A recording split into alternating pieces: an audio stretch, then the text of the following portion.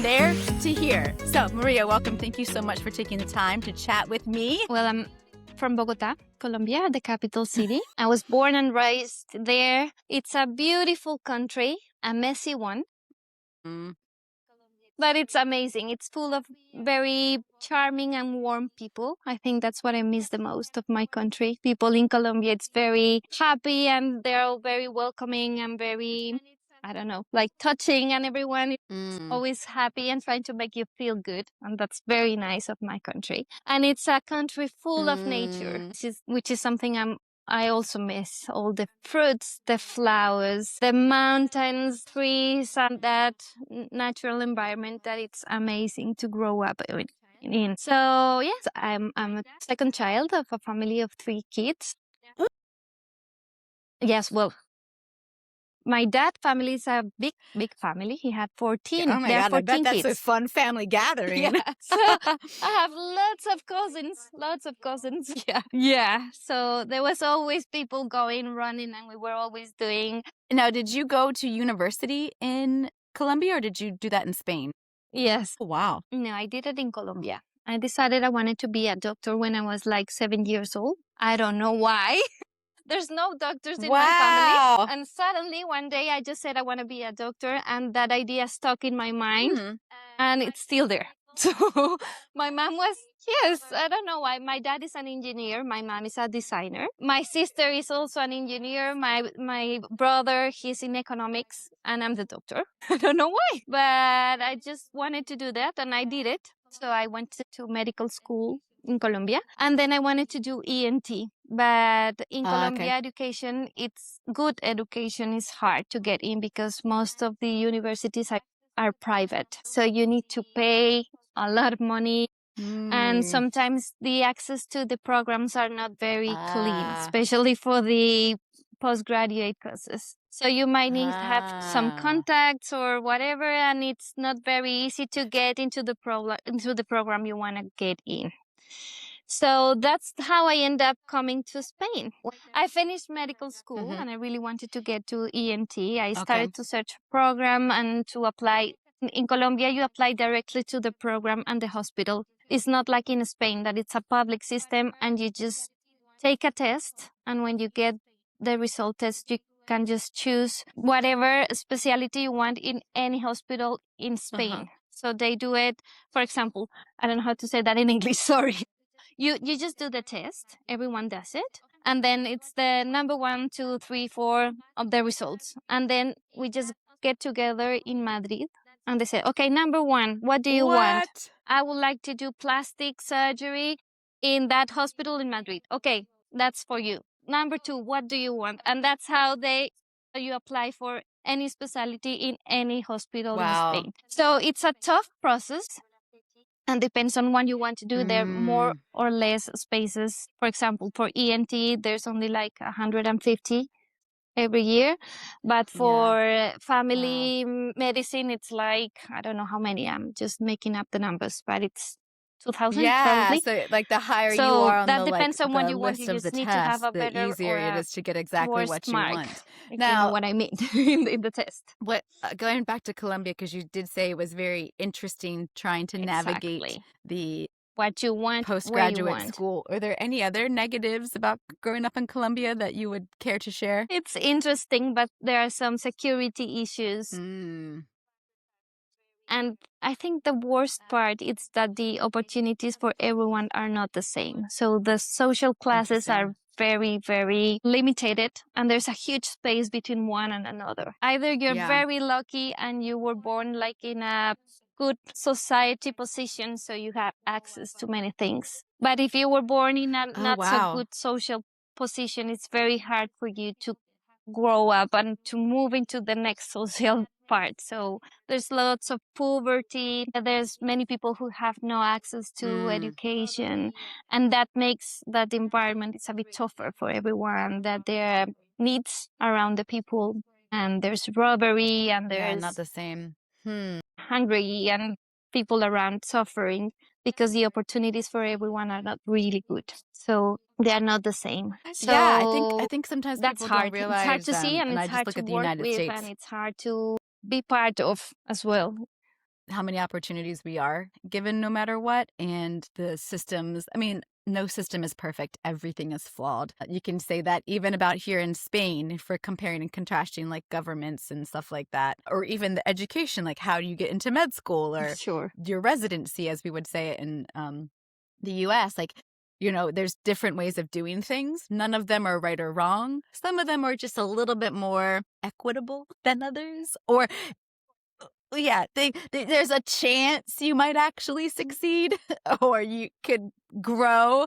Yeah, that's a good word. So I like that Equitable. that's a Yeah. really good thing to point out. I think sometimes we forget, and I know my US friends are very guilty of this. You just assume it's the same wherever you go, but it's very different.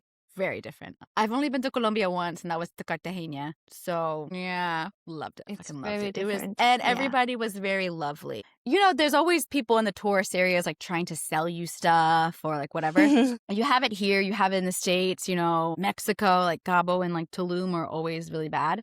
But Yeah. in Colombia, it's like even though someone's like trying to sell you something, I never felt like pressured or uncomfortable. Like everybody was either like very thoughtful and like very entrepreneurial. They're never like pushy or like aggressive. It was always like almost like they're your friend and showing you something as opposed to like, here, buy this bracelet or whatever. I don't know. So I always felt like very comfortable and safe in Colombia. Yeah.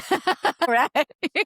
And I mean, I'm there with Declan too. So like, Oh, I'm glad. yeah. So anyway, but I think that's what's interesting is we just have these ideals or these assumptions about places. And some of those are like, they're dangerous, but then you go there and you're like, the people are lovely and it is safe. It's just sometimes the negative press outweighs the positive press. And that's unfortunate.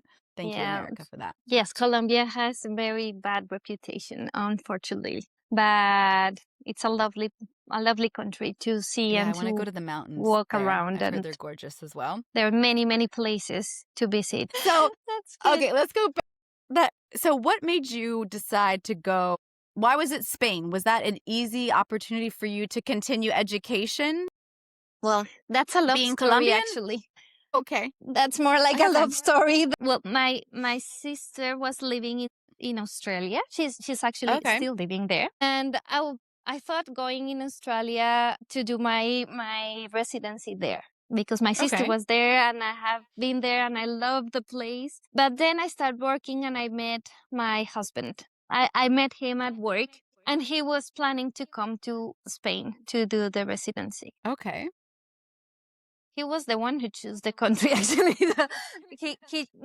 some of his friends were coming here, and they found that Spain has a good quality of life, same language, and getting into the program was something clear. What I was telling you at the beginning, in Colombia, you just do all the process, but you know that there's something happening there that if you're not known, probably you won't get, even if you have the best mark. Right. Here, you know that whatever you do is what you're gonna get. So you know that if you study hard and if you do all the things, you may get where you want to go. Exactly. So Okay. to come here was most of bureaucratic and time process. Just we need to make our medicine title valid here in Spain, and that was a lot of paperwork, but it was just paperwork, stamps, and signatures and stuff from here and there. But once you get all the paperwork done, they take like a year to tell you yes or no. But if you have it all in Oh, order, you get wow. the yes. Yeah, it was like a year and a half for the answer. But once you get your title valid here in Spanish, your medical title valid in Spanish, you can apply to do the test to get into the residency, which is a very hard test. Okay. It's called the MIR. So it's a test it's a 5-hour test, 250 questions. Nope. Nope. Yeah. And it's wow. very competitive. Wow. Very competitive. Sounds like it. Hell. It is hell. No, there's just no way. Like, I would have been like, not going to be a doctor in Spain. Nope, not doing it. Yes, I'm not a good test taker, so good for you. Yeah. And people from Spain start to study from that test since they're doing the medical school. I mean, they're preparing for that test the whole career. So when you come as a foreign, you're already in disadvantage because you don't know how the test works. They already know the questions. They have lots of books with all questions that, so you get into academy to be prepared for taking the test, and you have Oh to my study gosh. very hard.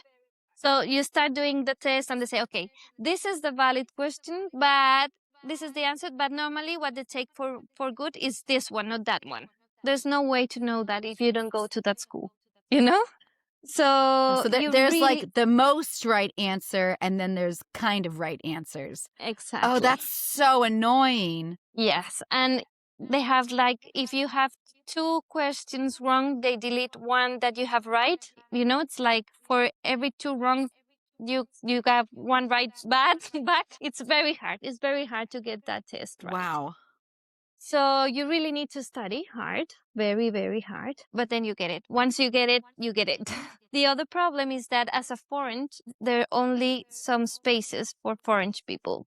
It's only when I Mm. started, it was 20% of the places. Now it's only 4% of the spaces. If you are not an Holy. European community. So even if you have a good mark and you are not part of that 4%, you're out. Wow, that's incredible. So you're Yeah. just kind of like a badass, really. I'm a I mean, survivor. I would let's call be it fair. survivor. Well, I took the test 3 times. The first Okay, time I but didn't still. yeah, the first time I didn't get a good mark. I just arrived to Barcelona and I have the best time of my life in Barcelona, but I didn't study much. So I said like, okay, this is fun, but if I really want to get in there, I just need to study. So that first one was like a Wow. trial to see how it works. The second time I really study hard and I get into the percentage, but I didn't have a good enough mark to be an ENT, and I really wanted to be an ENT. So I just decided Mm. to give it another chance. And the third one was the one. So I got into ENT for the Yes, third three's a time I made the charm. test. Good for Yes. you. Yes. Thank you. And why was it being an ENT and ear, nose, and throat doctor your specialty of choice? What is it about that you like? I just loved it. I fall in love with the ear the first time I got into an ear surgery. For me, it was like getting Oh. into Narnia. I don't know how to explain that. Um, Oh, wow. I love that metaphor. That's great. Yes, it was like, wow, this is so beautiful. It's amazing. I never thought I was going to like ENT. I started to study Mm. medicine thinking that I was going to be a pediatrician. And I do Mm. like kids, but then I fall in love with the surgical environment. So I said, oh, I really want to Okay. do surgery. I love to do surgery, and pediatricians do not go to the OR. So then I get into ENT as part of the training. And I thought was gonna be lots of mucus and wax. And I thought like I don't think I'm gonna like it. But I actually love it. So I remember as a student I saw a boy. He was like 2 years old. Mm-hmm. And cochlear implants were coming to Colombia for the first time. And they performed a cochlear implant to that boy. And that was the surgery I thought was amazing. 2 years later, I came back to the ENT and I saw that boy listening, talking, and that put me into tears. And I Oh my God. said, I'm like, gonna this cry. is, yeah. And that's how I said, this is what I want to do for the rest of my Oh life. my This is God. amazing. And that, Beautiful is that? yeah. So I said, I want to be an ENT because I want to be an otologist. And that idea stuck in my mind. And then I've noticed that ENT have many other advantages. Like it was easy to be a mom and a doctor being an ENT because we don't have many emergencies. So we don't have to be at the Mm. hospital at night or rush out as if you were a gynecologist, for example, an obstetrician, Oh which is yeah, like very beautiful, but mm-hmm. you always have to be there. Also, a pediatrician, you have Yeah. like night shifts and stuff. As an ENT, we do have night shifts, but we're normally at home and they call you if they need you. And there are not many things that you really need to rush if you're an ENT. So it gives you the opportunity to have some surgery, to have kids and adults in your office. It gives you the time to actually have your life as a mom because I really wanted to be a mom as well. So for me, it was Mm-hmm. like the perfect match. That's The work I amazing. love and the family, and so I stuck with ENT, and I'm very happy I did because I love what I do. That's amazing. What a cool journey Yeah. for you. That's incredible. So you started work in Colombia, and then you come to Spain. Now, what was that process for you? Like, were there a lot of visas involved? Was there, I mean, Spain is very bureaucratic, as we know. Yeah, Was it, just as was any Colombia. obstacles? Well, Sorry. yes, it was like more of, yeah, lots of paperwork, as I said, and most of waiting time. So Mm-hmm. you just have to request for that document, wait for it to come, then go and stamp. But if you want to put the stamp, you just need to make an appointment, and there's not appointment until a month ago. You know, it's like everything goes Yes. slow and takes time. But once you get to have everything send it and wait for them to answer, you just got it. So once I get the papers, I just apply for a student visa to Okay. come to do the training for the test I was telling you about, and that was very Mm-hmm. easy. That was easy and fast, fortunately. So I just came and start working. I start my That's journey in awesome. Spain. At the beginning, it was hard. Move to a new place. I've never been in Spain before, so I just came to live here without knowing Spain. So I get in And Barcelona. did you land in Barcelona? Okay. Barcelona, yeah, which is a beautiful city. I love it. But then Uh-huh. my boyfriend, then was my husband, but at the moment he was my boyfriend. He did get into surgery, but his marks wasn't good enough to stay in Barcelona. So he heard about La Fe here in Valencia, and he said, like, there's a Okay. very good hospital in Valencia where I could get into the surgery program. So how do you feel if we move to Valencia? And I said, I don't know Madrid, I don't know Barcelona, I don't know Spain, I don't care. I mean, I'm already in Spain. So we made a weekend trip and we came to Valencia and we said, okay, this is nice. It's a bit small. Okay, we were coming from Bogota, which is, Yeah. so we found Valencia like tiny. So like, this is a small town, but okay, could be fun. Let's do it. So he get into the surgery program in La Fe, and then I took the test again, and then I get into ENT in La Fe as well. A Oh, year after, yeah. nice. Yeah. And that's how we moved from Barcelona to Valencia. It was just a matter of the marks of the test and being able to do the postgraduate program we were looking for. And then how long have you been here now? We arrived in Barcelona in 2011 Oh, wow. and in Valencia in 2013. So it's been a while. My goodness. How do you like the lifestyle here now that We you've been here for so love long? it. We love it. Well, if we compare to Bogota, it's a very quiet, easy city. To move around, it's easy. You can go walking everywhere. That's something you Mm-hmm. cannot do in Valencia. You can walk in the street very late and very early in the mornings and no one's rob you. You can sit in a Mm-hmm. terrace and leave your phone Mm-hmm. on the table and nothing happens. You can just leave it there. No one's going to rob you. And that gives you lots of peace. Also, we Oh, love living next to the sea. We have never yes. lived next to the sea, so we associate sea with holidays. So it's like a full holiday year for us.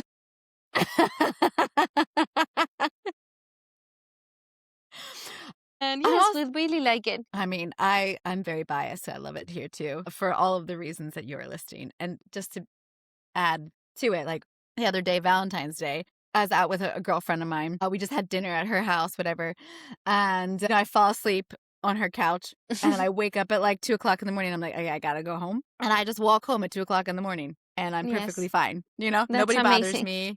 No one's like, it's whatever. I mean, I had my dog with me too, but everybody's scared of my dog. But I just think there's so many places at 2 o'clock in the morning. You're like, I'm not going to walk home. I mean, Yeah. it's a 10-minute walk, but still, just to your point. Because you have so much experience, or you're a doctor, so you have a very unique experience. I would really love to get your insight on the healthcare system in Spain versus Colombia. Like, what are like the pros and cons of each, like good and bad? Because I think from the US, we have a very skewed view of Yeah. healthcare, how it works, how expensive it is and isn't. Like in the US, many things are very, very expensive. We tend to think, I would say, kind of in an egocentric way that we have the best doctors in the US, but there's great doctors everywhere. So I would really love to get your insight on both and what you like about each and what you don't like about each, whatever you're willing to Okay. share. Okay, if we talk about the practical part, I mean, like the quality of the doctors, I think there are good doctors in both countries. Mhm. Education in Colombia is way more practical. I mean, since you're a student, you're already getting in touch with patients, getting into the OR, doing stuff. Oh, okay. Here in Spain, it's loved lots of reading, studying memory, but you don't get to talk to a patient until you're like a big doctor. And it's Oh, like you interesting. actually need Okay. to get in touch with the patients, because we compare all the Latin people who came into the program and all the Spanish people. And the Latins, we were like very confident and talking to people very easily and moving around the hospital very easily. The Spanish know a lot of theory, but they were like, what do we do? They seem to be scared because they have never been in touch with people before. It's like, this is a career where you actually need to take care of people, talk to them, touch them, Mhm. like get to them. And that's something that for the Spanish students seems to be hard. And it's because they don't get Hmm. the chance to treat the people since they're students. That's so So interesting. yeah, with time Okay. we both get to the same point, but the path is different, if you know what I mean. It's Absolutely. Yeah. so that was shocking at the beginning. It was like, okay, we need to do the stitch to this, but I have never done a stitch before. And said like, what are you talking about? You're a doctor. How can you never done a stitch before? I was doing that since my first day in school, med school in Colombia. That's like basics. Wow. We do in Colombia something that it's called the rural. And it's after you finish med school, you need to work 1 year Mm. for the government as a practice thing. You're already a doctor, but you don't get to practice in Colombia if you don't do that year of work. So they send you to very far places where there are no doctors. So you work Okay. there, and it's like a social program, but it helps you to do practice, and that's how you get your medical license to practice in Colombia. So it's like a hands-on, like, learning experience. Like, you have to Yeah, do this. You're getting knowledge and insight, and you're also helping the community around you. exactly, something like that. So that's very Uh-huh. interesting. I did that with the army, and I went to a guerrilla zone where there Oh, was war fun. around. Okay. Yes, that's a lot of stories around that. Oh my God. But you get to get into the mountains to talk to the farmers, to, in my case, to the guerrilla, to the all the soldiers and everyone. Wow. Yes, it's you grow in every sense there, not only as a doctor, as a person, as you see many things. Can And when imagine. you get here, of course, I have done surgery, I have births, everything. And you get here, and the Spanish one's like, I have never taken a stitch in my life. And it's like, oh my God, it's hard to see that difference. When I get to Spain and I start to see all the system, I was amazed of how many resources they have in Spain Mm, and how much they wasted them. interesting. It's like, why you wasting so much here? Mm-hmm. It's like they take a stitch, they take and they just throw that and ask for another one. And it's like, it's like this big and you can take like 4, 5, 6, 7, or even 10 if you actually do it right. You don't need to open one each time. And Wow. it was like that for many things. You know that medical things are very expensive, like all the things we use in the OR and everything that's expensive. And they just use it here as if they're paper. I don't know. Another. I was like, how much we will need this in other countries, and you're just using it as if they were Wow. free. That's something that was very shocking for me. I said, don't throw it. I'll send it to my country. They will use it there. Please don't ask for another one. Yeah, that's amazing. So that's something I don't like about here. It's like they're used to have it all, and they are Mm-hmm. not aware of how much that costs and how much that's needed in some other places. And I think they could use those resources a bit more consciously. I totally get that perspective. Yeah. Yes. I think the quality here is very good. The doctors are well trained, but sometimes they're a bit relaxed with the training. I mean, in Colombia, they're very, like, they're all the time making sure you're learning all your process and that Mm-hmm. you, at the end of the process, you already know everything.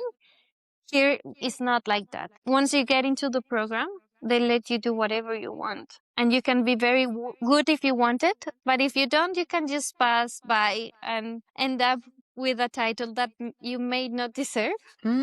So you can face that sometimes there's some specialists that should be better. Probably with time they start working and they learn in time. But in Colombia, it's not like that. And in many other countries, it's not like that. Yeah, I understand that So, perspective. I want my doctor to have all of the experience, yeah. all of them, But guerrilla warfare included. in Spain, it's most like you can be as good as you want. You have all the resources, you have everything, but it's up to you if you're good or not. They don't make sure you're good, you know? They just let you do whatever you want. So, That's yes, it's interesting. Yeah. I like to have that different perspective because, again, like in the US, we have tons of resources. I don't think, and I'm a big proponent of like everybody knows their body the best, and a doctor's only as good as their experiences. So the more experiences, the more they've been subjected to, the more they've gotten their hands dirty, the better off they'll be. The more diagnoses they've seen, the more they can help. Because sometimes doctors don't even think about things because they've never been exposed to them. Like when it comes to healing ailments, I'll say as a patient of this system, I've gone to see like 4 or 5 different specialists about something in my digestive, like something's wrong with my digestive tract, and it's like one step at a time. Like in the US, they would tell you to go they would just get all the scans. Like I could ask for that and they would give it to me. Here it's like, well, we're going to do this first. Then we're going to do that. And I'm like, okay, it's been 8 months and I still have this pain in my stomach. Can you help me or not? Like it's like, mañana. Yes. How many mañanas do I have? It's slow. It works, but it's slow. If there's nothing urgent, it will take months or years even to solve. Yeah. But equally, it could become urgent in that time. I know. Yes, that's something that is not working good. And after pandemia, it gets even worse because there were months of everything stopped. Yeah. So we see when we start working again after the pandemia that people were coming with diagnoses that haven't been done on time. And that was hard to see. Yeah. And I think we'll still see it. Yeah. Or you're just not worried about it enough, or you don't think about it. And then all of a sudden it becomes a deeper problem than it needed to be. Ooh, which is what I'm trying to avoid. I'm a very proactive person. I try to be. So what about the cost of healthcare comparatively? Do you notice a big difference in what it costs to have quality healthcare here versus Colombia? Yeah. In Colombia, you have access to the public system and it's kind of cheap compared to, well, it's similar, I guess. It's just that the quality of the public system is not really good there. So you can have there, but so you must have, if you want a good attention, you must have like insurance. And it's not as expensive as in the US. That it's very, very expensive in the US, but probably is similar or even cheaper than in Spain. That I found that the private insurance here in Spain is very cheap. Yeah, I would agree. It's very cheap. Yeah. Comparatively. Yeah. Comparatively. Absolutely. I would agree with that 100%. I pay, like, we had to have private insurance for our visa, and we pay just under 3,000 euros a year for 3 people. Whereas, it's very cheap. And you get really good coverage. That's like everything's, I mean, there's certain things that aren't like cavity fillings, you know, you have to pay for your glasses, obviously. That's similar to the US, but it's not as expensive to get like the fillings or the glasses and stuff like that. And then the flip side too is then the coverage is like good. You know, you're going in, you don't have to pay a copay like we do in the United States. Yeah. And before we were paying over $600 a month for a very basic coverage for just Declan and I. And that's a lot. So I mean, I'm paying more than double for less coverage. And so when people complain about healthcare in Spain, I'm like, just never go to the US because it is not affordable at all. Yeah, but I work in a private hospital today. Now, since I finished, I'm working private practice, and you can see that our payment is similar to what you pay for your insurance. I mean, a doctor in the US earns lots of money. A doctor in Spain doesn't, and that's why, because insurance is not really they won't pay us as much as we would like to. Also, what about like the liability if something goes wrong? I know the US is one of the most litigious countries, so people like to Mm. sue, but I don't know if they have the same issues in Europe or Spain as we do in the US with that. Not as much, but it's starting to show. I mean, people is learning that they Mm, can sue and they can do, and we are starting to see that people is doing that. In the States, is mental. When we read the statistics of people suing there, it's scary to work yeah. in the US. It's like, wow, it's not like that in here. But we're starting to see patients complaining and suing and things like that. Do you have to have like a practice insurance in order to Yes. be a doctor in Spain? Yes, Okay, you do. makes sense. Makes sense. Makes sense. So you've been in Spain for a while, as we've discussed. What have you noticed in terms of any changes that have occurred in Valencia? Oh, it's becoming way more international than when I arrived. When I get here, it was like very Spanish, very, very, very Spanish. It was hard to find like an international restaurant, for example. Was Oh. just like a few around. And today it's like you have all kind of foods and you see way more tourism. At the beginning there were just a few. This day it's starting to feel not as much as in Barcelona, but you can see international people all around the city the whole year. It didn't Mm-hmm. happen before, not as much as is happening today. I think that's the major change I have seen. When you moved here, did you find it hard to like assimilate with the Spanish culture, even though you're Colombian, or was that an easy transition for you? No, for me, it was very easy. We are very Yeah. similar in many ways. The only thing I found hard was the language, even though we both, yeah. But I'm going to tell you why. We do use different words in so many things, but for Yeah. Colombians, the Spanish accent and the words they use is a bit rude. So for us, it sounds like very tough Spanish, like they're shouting all the time. And the words they use are like a bit rude. So when I get here, was like, everyone is angry to me all the time. Why are you shouting to me? Why are you telling me this? Why are you talking like that? Until I noticed that, oh no, that's how they do it. No one's Oh, angry. That's how they talk. And that's the words they use. The vocabulary seems a bit aggressive to me at the beginning. Like, wow, what a hard word to use, you know? Now I know yeah. it's normal, but it's fun that even we speak the same language. That was the hardest for me. I think that's so funny. You're not the only Latin person that has said that to me. Like, uh, Yeah. and because I struggle with the accent, 3 years and I'm like, what are you saying to me? Like, because being in from the U.S., I'm obviously very, we're close to like Mexico. I've worked with tons of people that are from Latin countries, so I'm like, I can get that accent. I might not be able to speak Spanish fluently, but I can understand what you're saying to me. This Valencian accent, I'm like, what? Like, still 3 years later, like, I'll walk down the street and 10 minutes later be like, oh, that's what they were saying to me, like. And my head just cannot grasp this accent. Like, Yeah. put me in Costa Rica, I'll be fine. But here, I'm like, no entiendo nada. um, You'll get to it with time. Give it I some hope time. so. Maybe when I've Yes, been you here for will. 10 years, like you, it's a. Anyway, this is about you.